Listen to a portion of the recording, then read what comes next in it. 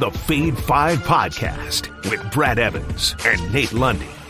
Place your bets, you jackwagons. Brad Evans here, joined by the good son, Nathaniel Lundy, whose liver is still recovering from all the excess partying going down in the great Mile High City for the last several days. Still celebrating the Denver Nuggets' first ever NBA title. And yes, Nikola Jokic, you can go home and tend to your horses with a glowing smile ear to ear on your face, but it's all baseball all the time on this Freaky Friday. Why? Because I don't do golf. And Lundy was looking at the PGA bets of the U.S. Open. He goes, oh, there are a couple out there, but I really don't like them. So we're going to stiff arm the sticks and go to a different brand of lumber and focus on Major League Baseball. So let's hop aboard the honk plus buzz. This is our feature that we always do at the top of the Fade 5 podcast. We buy a ticket, we plant our butt cheeks on the front seat, and we ride, hopefully smoothly, to a winner on an even money. That's plus 100 or greater for some of you that may have just learned what that phrase means out there in the sportsbook universe. So, oodles of options, Lundy. What is your top plus bus play this evening? First of all, what's going on with the lighting in your studio? You've got kind of this orange hue going on here. I'm trying to get some color. Are you tanning? Is that what you're doing? Yeah, I am. I'm multitasking. You have to. Okay. I screw the bronzer. I just bought these fancy lights so I can bake under them when I do, various types of programming. Okay. Yeah, we all know about you and your baking. Let's go to the City of Angels, but not to talk about the U.S. Open taking place at the Los Angeles Country Club right now. Let me talk about the guy, Double F, Freddie Freeman. And basically, Double F is what he's done this season against San Francisco. Folks, he is 1 for 13 against the Giants this season. 1 for 13 against San Francisco. You know what I believe? Freddie Freeman's a shit ton better than 1 for 13. So one of my favorites to jump on for today over at DraftKings, plus 115 on the over 1.5 total bases. I believe he finally gets out of this slump that he has been in against San Francisco. John Brebbia will be taking the mound. It's basically like a reliever day for San Francisco. And so when you look at Freddie Freeman, he was 0 for 4 last night until he hit that walk-off single in the 11th inning to get the Dodgers the win. So given the fact that he had gone 0 for in back-to-back games, but prior to that, 6-game hitting streak, and he had that walk-off last night, I think he's going to carry that momentum into tonight. He cannot be that bad against San Francisco for that much longer. He's too good of a hitter. So I'm going to take plus 115 at DraftKings for Freddie Freeman to have at least 2 total bases. Yeah, I think Freddie Freeman's got around him. No question about it. You're exactly right. You cannot keep him down for very long. So I like that play quite a bit. Let's go to the mound, shall we? And I say mount up with Zach Gallen and chug away. And hopefully it's a fine añejo. It's going to treat you well here on this Friday. I've drank about a half a bottle of Don Julio añejo on Wednesday, Lundy. So, I'm a bit of a lush, you could say. And I'm also gushy over this particular selection for Zach Allen to record a win against the Cleveland Guardians visiting down there in the Sonoran Desert. Plus 150 at DraftKings Sportsbook. Why am I extraordinarily high on this? Well, have you seen what Zach Allen has done at home?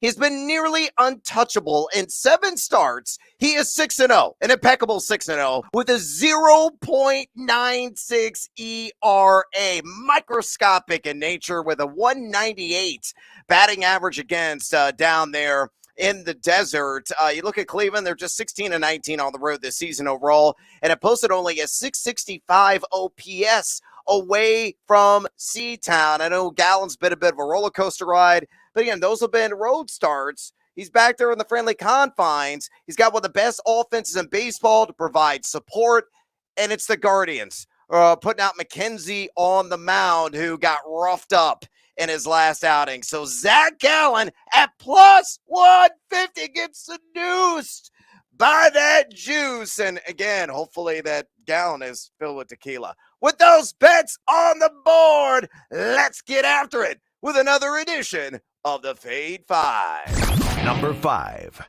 Oh, let's correlate, synergize, and bring it all together, Lundy. If I think Zach Allen's going to get the dib tonight down there in the desert, I think Arizona's going to start off hot, and they're going to book it off the blocks. Give me them minus a half a run on that run line for the first 5 innings against Cleveland. Standard juice there, minus 110 at DraftKings. And really, I think this sucker should be juiced up to like minus 140, minus 150 because the value is there. Let me repeat myself on what Gallen has done this season at home. 6-0 with a 0.96 ERA in those 7 starts, just over 45 innings pitched. On top of that, first and second times through the order in all of his starts this season, a combined 2.14 ERA. Tristan McKenzie, meanwhile, 6.23 ERA.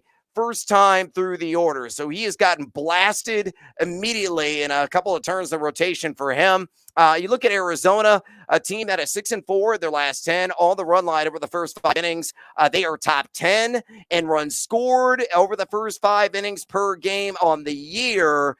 In Cleveland, a team that is below 7 games, below that 500 mark overall on first 5-inning run line. So add it all up, and I say Arizona, those Diamondbacks strike hard to begin the game tonight. Giving Gallen the run support, and he's going to slam the door when he has the ball in hand on that half a run line. First 5 innings against Cleveland, minus 110 at DraftKings.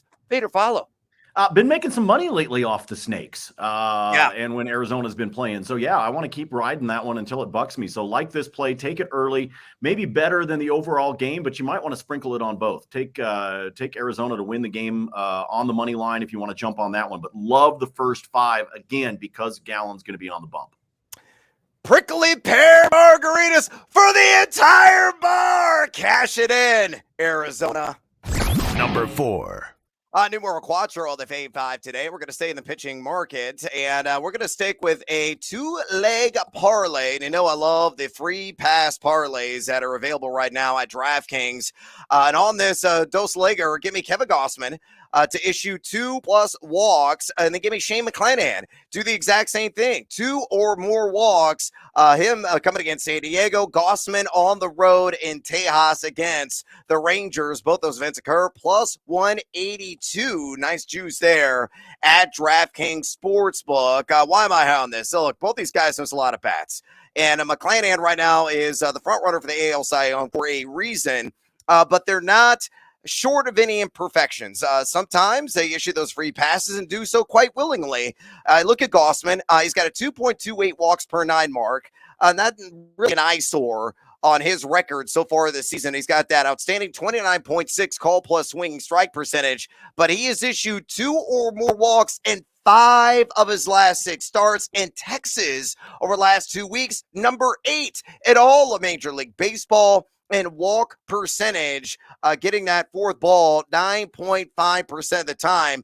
Meanwhile, McClanahan taking on San Diego has been one of the most walk-friendly teams this entire season. Over the last couple of weeks, still sticking to that belief. They are number 9 in walk percentage, getting a walk just right around 9.5% of the time. McClanahan, a higher walks per 9 than Gossman on the year, 3.27. Though he has a much higher call plus swinging strike rate of 32.1%. Still, in 14 starts this year, Lundy, he has issued those 2 free passes needed 10 times. So to recap, Kevin Gossman, 2 or more walks. Shane McClanahan, 2 or more walks. Both those occur, plus 22 at DraftKings. Fade or follow? Well, McClanahan's kind of an automatic. Right? Yeah, I mean, really dude just loves to give up free passes. Like, I don't even know why. Like, save your elbow, dude. Like, try to avoid the Tommy John and just point. Just be like, you know what? I'm feeling it. Like, I'm not gonna. This at bat's not gonna go well. Why don't you just go ahead? Like, just save your arm, man. You know, just save it. Just be like, if you just know you're gonna walk the dude, Quit wasting our time as viewers, okay? I just want to throw that out there for him. You had me convinced on McClanahan. So, because that was just kind of like, if he's starting, you take the over on the 1.5 walks for him, and then you just pair it up with something else, which is what Brad likes to do here. You sold me on Gossman, so I'm good. Put this one together, plus 182. Nice way to get your Friday going. You really did have a lot of tequila this week. Oh, man, it took a strong 48 hours to recover. What will not recover are units lost because we're gaining some on this two-leg parlay. Number 3.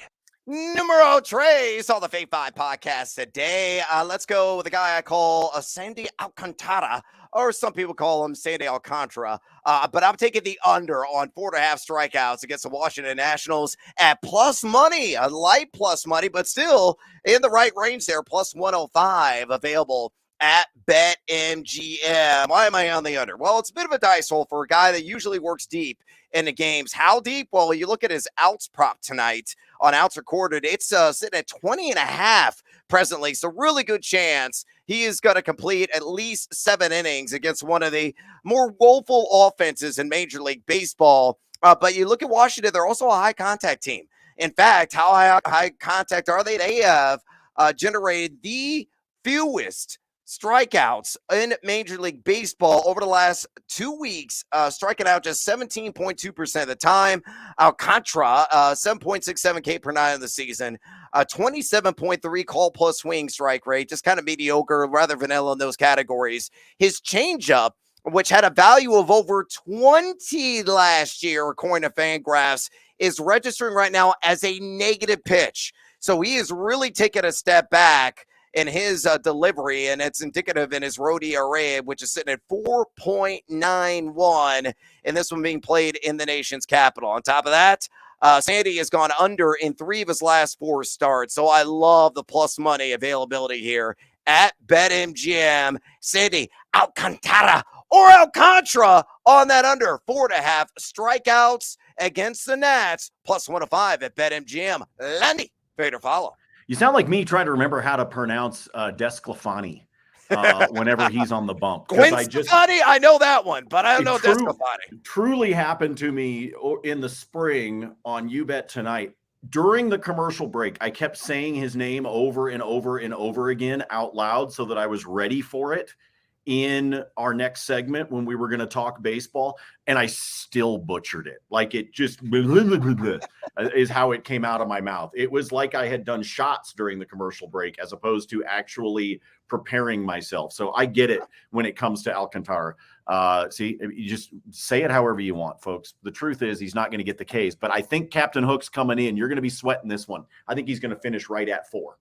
Oh, it doesn't matter how you pronounce the last name. Alcantara, Alcantara. What matters is he catches the under. Number 2. Numero dos of the Fave 5 podcast. Today, I am a sucker for none other than Kyle Tucker of the Houston Astros. And what I feel, honestly, is a marquee matchup of the night.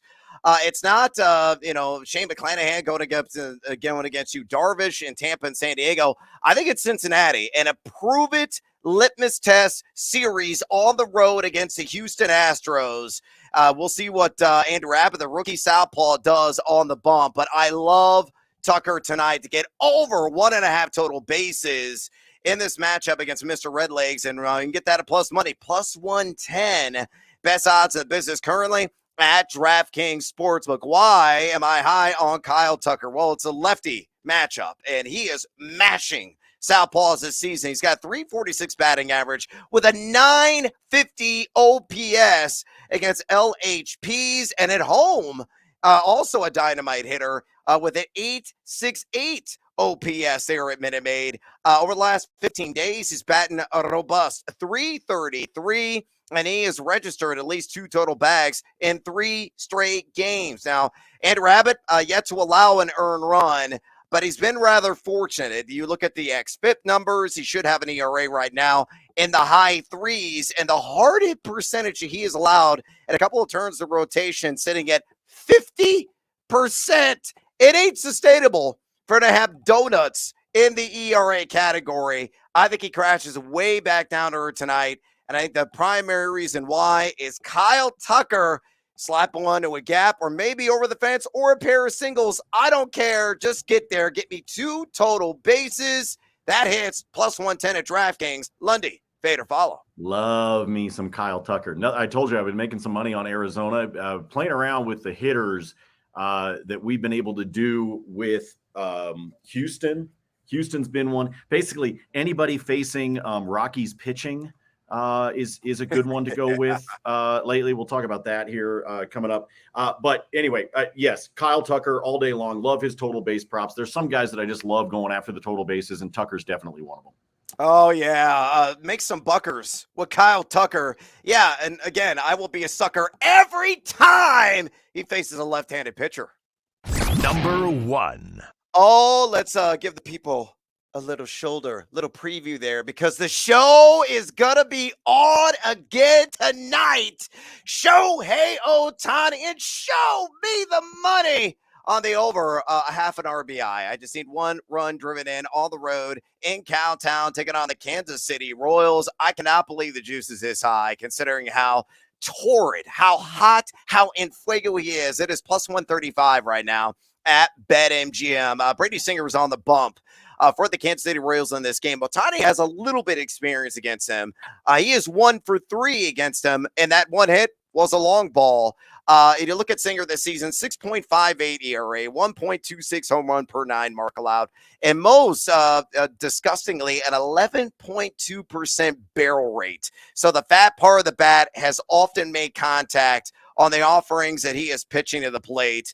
And you look at Ohtani, man, what he is doing is godlike stuff here the last couple of weeks. He's got 7 long balls the last 15 games with 16 RBI. And Luddy, he's just batting a very Ted Williams-esque 426 during that stretch. And, you know, in terms of exit velocity, one of the league leaders in that category on the entire season, number 16 to be exact. So Shohei Ohtani, konnichiwa. That's what the dollar bill is going to say when they show up in my bankroll account tonight at BetMGM. Best odds in the biz at plus 135 for him to knock in a run. Does he do it against KC? Fade or follow? Yes. Folks, are you paying attention? Are you real? Folks, are you paying attention to what Ohtani is doing? Just load up on bets on this guy. Yep. You can alt line his strikeout total in games. You can make just a simple hit for him as a part of a multi-game parlay or a same-game parlay. Like, whatever he's doing, chances are most nights he should be finding a way into a parlay or a same game or a something for you in your betting docket, because what he's doing and watching him is so much damn fun right now. I mean, it is. Like, I know this, like, this isn't me giving you betting analysis right now. This is me just going, dude's amazing. So you might as well get some skin in the game when he is in the game. Yeah, he's not a modern day Babe Ruth. He's just the only Shohei Ohtani. Bottom line, he's a hell of a lot better pitcher than Babe ever was. Oh, yeah. It just, like I said, what he's doing right now is so much fun to watch. And it's part of why I keep working him into various, like I said, same game parlays, or if I'm going to put together 3 or 4 guys that are going to get hits, he's usually one of them, because he's good for at least going, 1 for 4, maybe 1 for 3 with a walk. I mean, it's just who he is. He's that damn good. I can't help it. I mean, I'm enamored with the dude. He's so fun to watch. So am I, and all I say is, oh my, when I look at Ohtani, step to the dish and take some hacks, and he's going to knock in a run tonight. With a fade 5 put to rest, it's bonus time! Lundy, you have the floor, my good man. What else do you like on this Freaky Friday? Okay, let me roll, first of all, with the early game today at Wrigley. So if you're listening to the podcast early, this one is at a 2:20 Eastern time, first pitch there between Baltimore and the Cubs. And I'm just going to go with a simple 2-legger, folks. All I need is each of these guys to get me a hit. Give me Adam Frazier of the Baltimore Orioles to get a hit. He's got a 448 lifetime average against Kyle Hendricks, okay? And 2 of those hits are doubles, and 2 of them, by the way, round trippers. So give me Adam Frazier to have a hit. And then I'm going to go with Dansby Swanson of the Cubs to get a hit. 333 lifetime, excuse me, against Cole Irvin. But his batting average is right about 250 over the course of the last month. So he's making contact. He's getting himself on base. It's not sexy, folks, but that two-legger on the early contest is a plus 108 over at Caesars. So all I need is a hit out of each of those guys, and I'm sitting in plus territory. The guy I really want to try to throw in there and make it a three-legger is Trey Mancini. But if you look at how piss poor he has been at the plate over the course of the last, I gave you the fact that Dansby is hitting about 250. Trey Mancini in the exact same time period is sub 200. So he needs to get rolling here at the bat. So unfortunately, Trey has been that way. Told you we were going to go back to that Rockies game. Dinelson Lamet is on the bump for Colorado with his double-digit ERA. As they are on the road to take on the Atlanta Braves. So here's where we're going on a same gamer with this one. Give me Ronald Acuna Jr. I need a hit. I need Marcell Ozuna to get me a hit. I need Orlando Arcia to get me a hit. And then give me Atlanta's team total over 4.5. So I need the Braves to get at least 5 runs. All right. If all 4 of those hit, that is a plus 240 over at DraftKings. So that is a sexy one in my opinion. I gave you Freddie Freeman off the top on the total basis. I'm also going to throw in there that I think Double F is going to get us an RBI. And if that happens, that one over at DraftKings is a plus 190. And let me think here. Yeah, let's do it. Brian De La Cruz went Brian De La Cruz went 0 in the 3-game series against Seattle. 0 for 4, 0 for 4, 0 for 4. Once again, similar to Freddie Freeman, I don't think you keep Brian De La Cruz down. So I need De La Cruz to get me a hit. I need Gene Segura to get me a hit.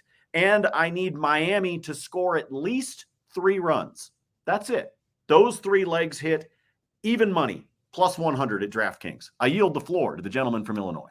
Oh, I like that quite a bit. Hey, let's go back to that Rockies and Bravos matchup because I have a Team Huevos parlay play as well from that contest. And also, identical juice is yours at plus 240. Put this together at DraftKings. Give me Braves on the money line. I think they're win this game straight up. They're 8-2 in their last 10 games overall. They won 4 out of the last 5 games at home. Colorado 3-7 in their last 10 games, and they have dropped 4 of their last 5. So 2 teams going in opposite directions. I think the ATL takes care of business against Danielson, who was a disaster. Lamet, as Lundy outlined. Leg numero dos. I feel both these teams going to score tonight. So give me Atlanta 2+ runs and give me Colorado. Yeah, the Pebbles to get at least 2 runs as well. Jared Schuster, toe of the rubber for the ATL, and he's got a 5+ ERA. A bit of a soft tosser and a guy that's gotten battered and bruised at times this season. So this game's got like maybe 7-3, 7-2, something like that written all over it. So I feel both teams will find a way to play at least 2 guys. And then leg numero tres. You love Ronald Acuna. I love Ronald Acuna. Acuna Matata. He knocks in a run tonight. Give me him for just 1 RBI. He's one of the hottest hitters. He's doing like Shohei Ohtani things right now in the National League. Front runner for MVP. MVP, because he could be the 3rd member ever. He is on pace to become that of the 30-50 club, Lundy. The other 2 guys in that ultra-exclusive club all time, Barry Bonds and Eric Davis. So definitely quiz your friends with some borrow trivia tonight at your favorite watering hole. But you look at Acuna, guy over the last 15 days, he's batting just 357, and he's got 14 RBIs over that span. I think he's got to tee off. Could be a long ball variety. Could knock in a single with somebody on base. I think he gets that needed ribby. So Braves money line, both Colorado and Atlanta score 2 or more runs, and Acuna to get that ribby plus 240 available at DraftKings Sportsbook. Elsewhere in bonus time, Let's go to the Cubs. You already issued a matinee. I think they're just going to win this game straight up. And it's even money, plus 100 at DraftKings Sportsbook for them to do it. Why? Cole Irvin is on the mound for Baltimore. He is a left-handed pitcher. The Cubs crush left-handed pitchers. If you want to build a parlay, I don't have odds on it. Just make sure you have Seiya Suzuki as a part of it. He's hitting like 340 plus against lefties. And Yan Gomes as well, who's hitting 333 against lefties. But I think the Cubs are going to show up in the first game of this series. They're playing much better baseball, and they're very good at home. A team that's 18-16 this season. They're at Wrigley Field, though Baltimore is 21-12 on the road. Still, Irvin with that 7.85 ERA and 332 batting average allowed against right-handed hitters. I think he gets crushed early. So I like the Cubs to win that game going away at plus 100. Elsewhere, Julio Teheran. This just populated right before we hit the tape button on this podcast. I love the over on outs. It's 17.5 at plus 120 for the Brewer against the Pittsburgh Pirates. He has done this in 3 straight games, and he faced better offenses in 2 of those 3 matchups. He faced Toronto Blue Jays. He got the needed 17.5 outs on the over. He did it against the Reds and also the Oakland A's. He's got just a 1.48 ERA on the season. Yeah, the xFIP is in the mid-3s. There will be a correction at some point, but I don't think it's going to happen against the Buccos. The last couple of weeks, they're number 20 in total runs scored in Major League Baseball. And on top of that, Teheran has a 0.93 ERA combined first and second time through the opponent's order. So I don't think he gets roughed up at all. Give me the over 17.5 outs, 20 available at DraftKings. Jump on it now before that juice gets reduced and you miss out on what I feel is a bargain buy. And then last and certainly not least, on the late night tip, Michael Kopech against the Seattle Mariners. I'm going to take the over on strikeouts. It's an aggressive number at 7.5. It's even money right now at BetMGM, and I think he gets 8 or more strikeouts. The guy has been dealing here of late. His command has been on point. He has hit the over on this prop in 4 of his last 5 starts. He now has a 10.38 K per 9 in the season. He's got 29.0 call plus swinging strike percentage. The barrel rate is high at 15.3%. It's really rather uncomfortable at that rate. He's got a 4.34 road ERA. However, the Mariners, over the last couple of weeks, the 9th highest strikeout percentage at 24.8% in Major League Baseball. Kopech, I think, flirts with 10 punch-outs on the road there in the Starbucks City. We are out of time here on the Fade 5 podcast. Do us a favor. Drop us a rating and a review if you enjoy this broadcast. And if you're watching this on the YouTube, hit that thumbs up, smash that button. Helps us out immensely.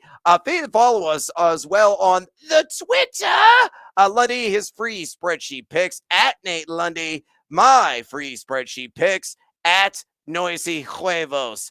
For the still recovering Nate Lundy, I'm Brad Evans. Until next time, as always, feed or follow. That is up to you.